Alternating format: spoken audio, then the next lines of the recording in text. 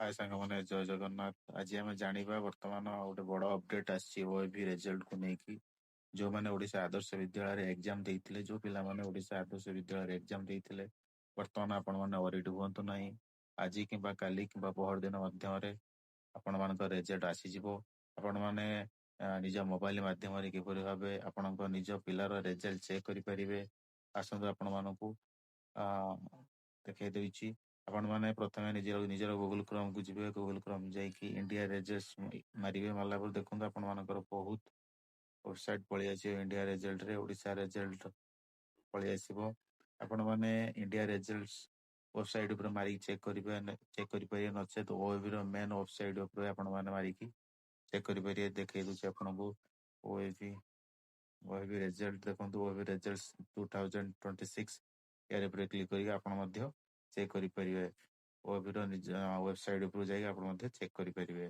देखो ओएबीर बर्तमान तार डैशबोर्ड पलि आसी डैशबोर्ड आप तीन टा टिक चिन्ह पर मारे मारला देखु OABET OMABET यार आपण मैंने क्लिक करेंगे। क्लिक कलापर आपण मैंने ओबी ओडिशा आदर्श विद्यालय एंट्रांस 2026 यार क्लिक करेंगे।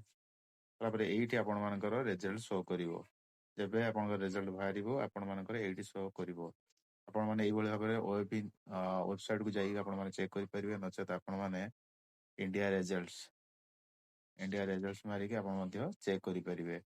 देखो इंडिया रिजल्ट यार क्लिक करवा सेकेंड लाइन जोटा अच्छी वेबसाइट तार क्लिक कर चेक करवा कलापर आप देखो यार बहुत वेबसाइट आसो बहुत वेबसाइट आस आप देखो council of higher secondary education यार क्लिक करेंगे।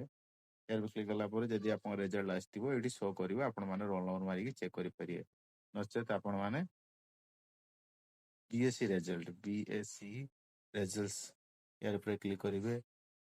BSc results Odisha 2026